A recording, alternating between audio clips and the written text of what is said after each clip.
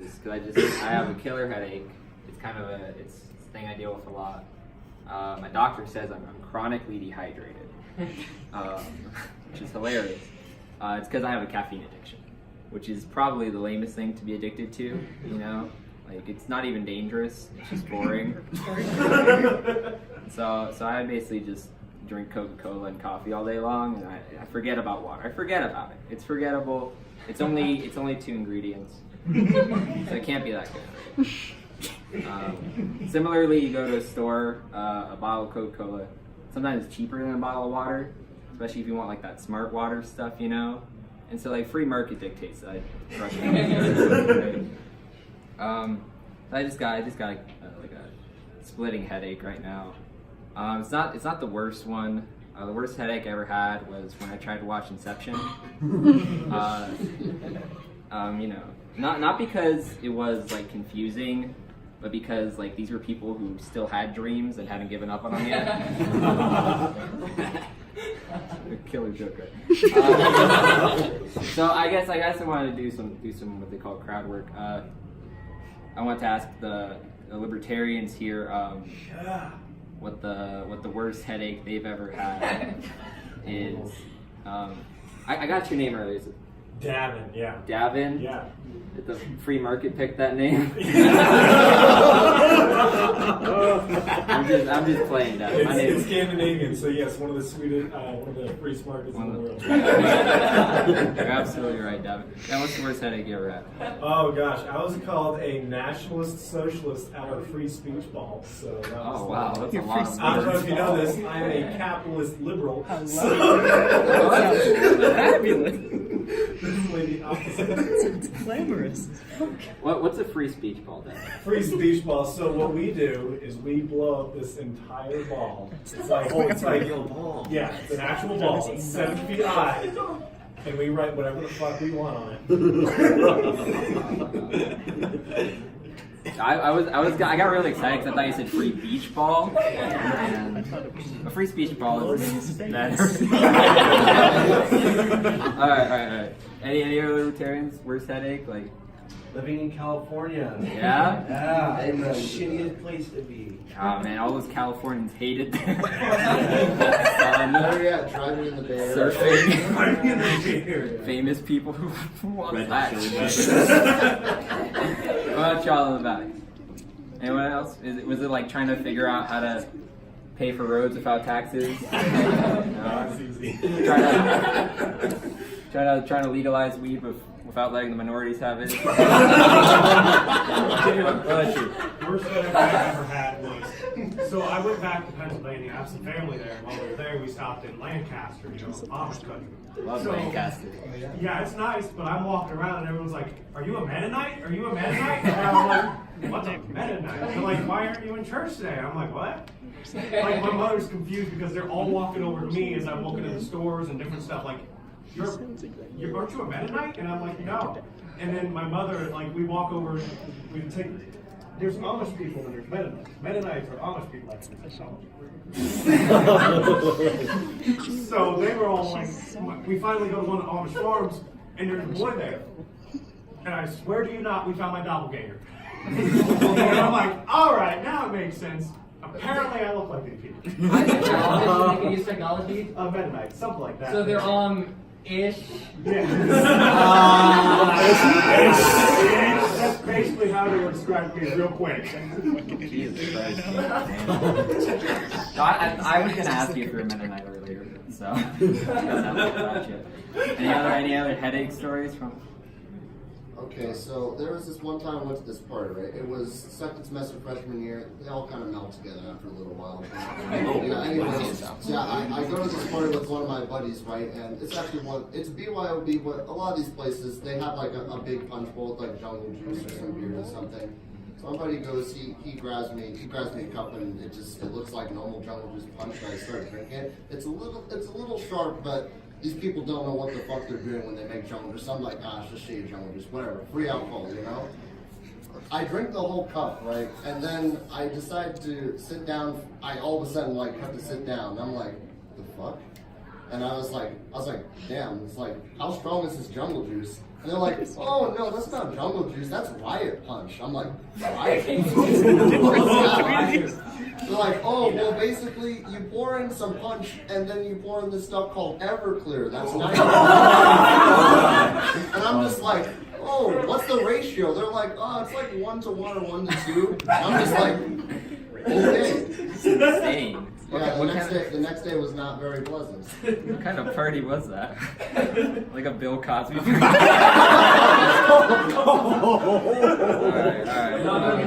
There'd be pills in the punch too. Yeah. You know there might have been. See, the thing is, I don't remember. Advil P. That's the point. Not remembering. So thank y'all libertarians for hosting this. I feel like I kind of have the opposite mentality politically to most of you, and I'll be free to admit that. I kind of want everything to be free, like monetarily wise. Like I want free university, free food, free money just put in my pocket, just stuffed in there. So Yang Gang. Kind of Yang Gang, but more. I want to go to the store and just grab things, you know, without them like catching me. Security camera. But there's a purpose behind this. So I'm a liberal arts major, and I'm also a stand-up comedian, which means that I will never have a job. I'm completely unemployable. Which is good, 'cause I don't want to work at all. You know. Actually, I did have a job. I worked at Starbucks, which is actually the highest level of employment you can get with a liberal arts degree. That's the top. It's the tip of the top right there. But so I'm kind of like a pro-fascist leftist. Please explain.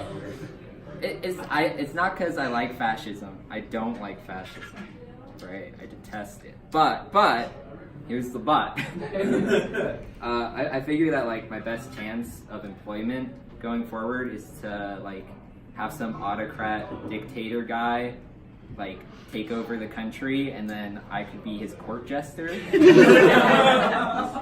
Like, oh, King Beto.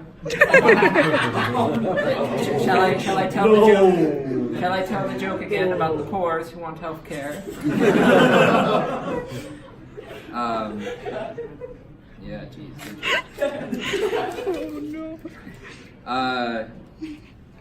All right, I'll tell this story. So one thing I'm really sad, like that isn't free. I feel like it should be is public transport. I don't drive ever since like, you know, like I'm scared of driving ever since like Princess Diana happened. I was alive for that. Yeah, did you ask her out?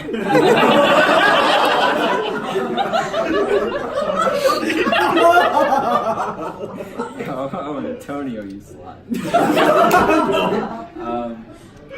So I take the bus if I need to go somewhere.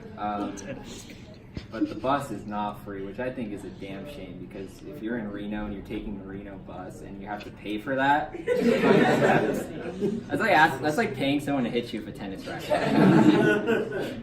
But the reason I say that is because when you're on the bus, it's very much a grab bag of like who you're gonna meet, what you're gonna see, what's gonna happen. So it was like a late night, dark, stormy night. I was taking the last bus. And I had to go all the way down to South Reno because that's where I was couch surfing for a while.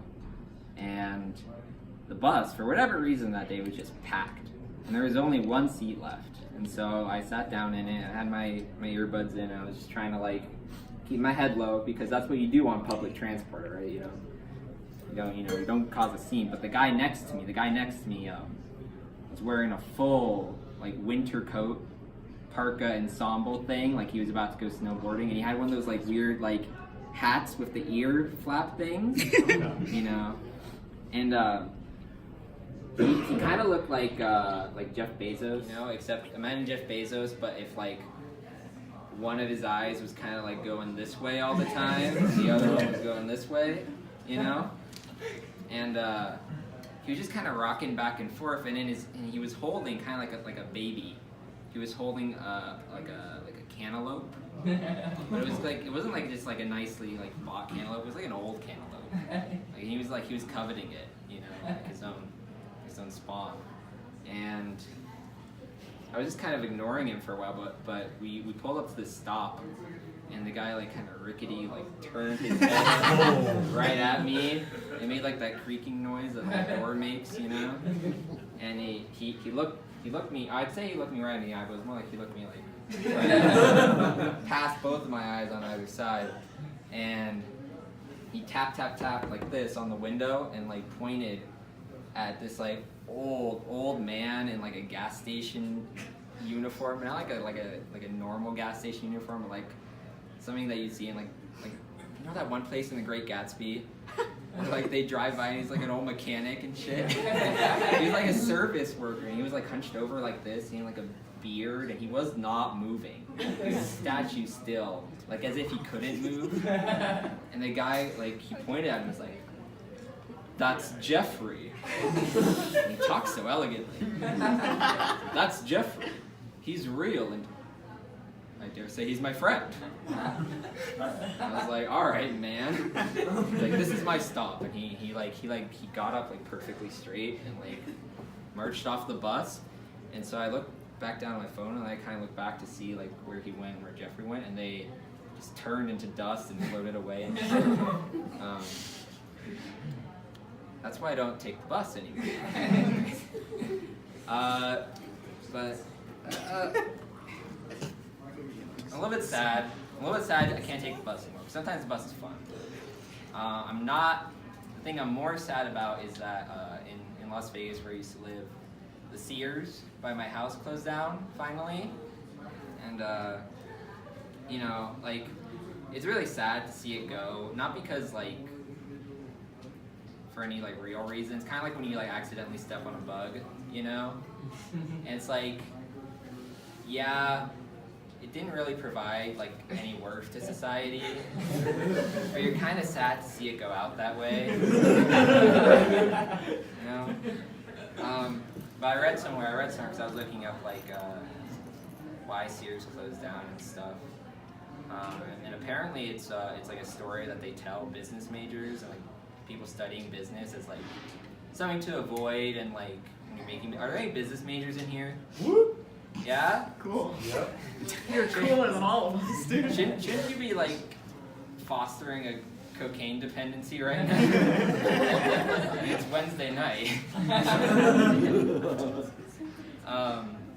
But like my favorite story about Sears mismanagement was that they would have all the people, like the heads of each different department, so like cooking and clothing and whatever, instead of having them like work together, they would have them compete against each other within their own store and within their own employees. So yeah, you heard this. I like that business model. Yeah. Well, what happens is that all the employees end up hating each other because whoever sells the most gets the most business. And so I'd go in a Sears, and you could tell because it was like really hostile in there. It's not warm and welcome in a Sears because they got that like they have really high ceilings. And like that creepy like lighting that like, you know how like dogs can hear a sensitivity that we can't? If we hear that sensitivity, like we feel unsettled. I think Sears like lighting plays that sensitivity.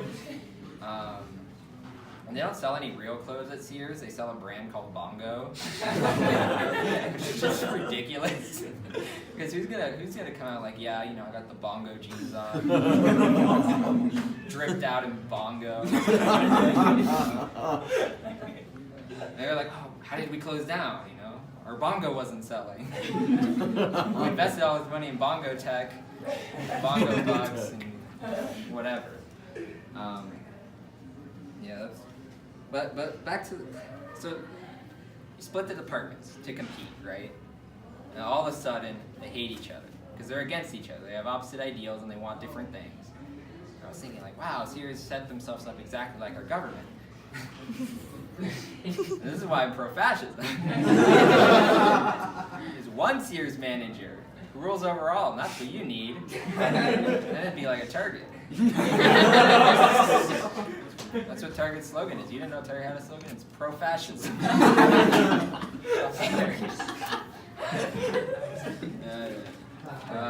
right. I'm gonna tell a joke. I've told this joke. I think everyone in comedy club has heard this joke, and maybe some other people have heard this joke. It's my sarcophagus joke. And so this joke is hell on wheels. And so if you want to leave now, is anyone else wanting to perform after me? Anyone like? I might. Yeah? What, dude? All right, then never mind. Don't leave. Just struggle in silence, all of my friends, okay? While I tell this bullshit, okay? All right? Stop me if you've heard this story before, Libertarian, because I'm just here to entertain you. All right? I'm your monkey dancer. All right. So there's three. I'll condense it for you, Cole. There's three archaeology majors, all right? And they're kind of douchey. They're archaeology majors. And they're graduate students now, and their parents are paying for their college and shit. And so they're like, let's make a trip down to Egypt. We've got some cool intel on a tomb that exists, but the Egyptians, they won't go into it. They think it's haunted, but they know it's full of treasure. So let's go down there and let's scope it out, And so they fly down to Egypt. They're walking down into the tomb underneath this pyramid and stuff, and it's really dark. But there's some torches on the wall that they could use. But next to the torches, there's a sign, and it's in hieroglyphics. But they're archaeology majors; they can read it. And the sign says, "If you take these torches, you will die." They don't give a shit. They're white. They take the torches. They keep going down, and there's a moat, which I think really should come back into vogue. And they're like, oh fuck, how are we gonna pass this moat? But there's some canoes hidden on the side. But there's a sign above the canoes that says, if you take these canoes, you will die. They don't, they're already in too deep, right? They already took the torches. So they take the canoes, and they paddle themselves across the moat, and they open a door, and there's a big treasure room, right? And it's full of gold and jewels and rubies and whatever. And in the middle, there's a giant golden sarcophagus. It's a monster of a sarcophagus, It's huge, massive, large. And they're like, wow, we're so lucky. Let's grab all we can take and let's get out of here, right? So they scoop up a big handful of gold and stuff, and they just run out of there, and they hop back on the canoes and they paddle back, and then they take all their gold and fly back to America, and they pawn it, and they get 20% back, and so they're millionaires, right? They're millionaires, and it was the greatest trip that ever could happen. But then one day, two of the archaeologists get a news report that the third archaeologist's friend died. His mansion burnt down.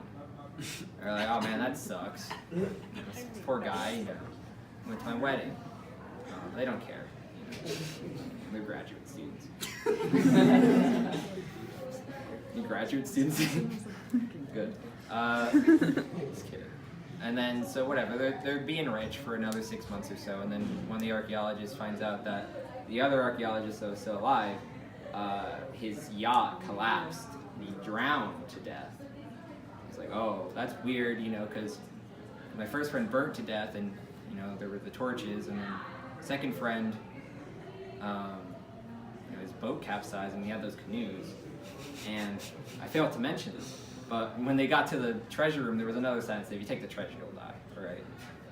I forgot that part because I thought it was implied. And so he's freaking out about the Egyptian curse, right? And so he builds a bunker to protect himself, And he's living in his bunker, and he's all paranoid and stuff, and about a month goes by, and he's constantly watching the security cameras by the one entrance with a big steel door, to see if some shit's gonna happen, because he doesn't want to die. And then one stormy, foggy night, giant levitating gold sarcophagus shows up at his door, and the thunder claps and whatever, right? And he's like, oh, well, good thing, I've got the big ass door made of, bulletproof steel, right? But the sarcophagus, he doesn't care. Sarcophagus levitates himself up and he kind of turns himself sideways, like that one computer game with the cube. And he like backs himself up and he battering rams the steel door once, and he goes back and he does it again, and he goes back and he does it a third time, and the door collapses. And the man's freaking out, and he exits his security cam room, and he's looking out into the hallway and staring at the sarcophagus, and he's afraid. He's afraid. And he decides, well, fuck, I gotta run. So he's running up and down his hallways, and the sarcophagus is floating after him. And he's going into one door, out the other door. It's very Scooby-Doo, but it's terrifying. Sarcophagus is out for blood. And finally, once he's run out of every room his mega bunker possibly has, he finds himself trapped back up against the wall. The last place he can hide is in the bathroom. So he closes the door to the bathroom, and he's just waiting. He's just terrified, right? And finally the sarcophagus comes and it busts down the door. He's like, leave me alone. And he reaches over and he's just trying to defend himself. He grabs like the hand soap, throws it at the sarcophagus, and does nothing. It just bounces off its strong gold body. He reaches over and he grabs a toothbrush. He throws it at the sarcophagus, and he reaches over and grabs his comb and he throws it at the sarcophagus, and he reaches over and grabs a towel and he throws it at the sarcophagus. The sarcophagus is very well groomed at this point, but he's not stopped. And finally, out of desperation, he's run out of things to throw. He reaches into the medicine cabinet and he pulls out a bottle of green liquid. He clutches it like a grenade. He throws it at the sarcophagus. And the sarcophagus is hit by this bottle. Poof, he disappears. The man is free. And he says, I guess just took a little NyQuil to stop the coffin.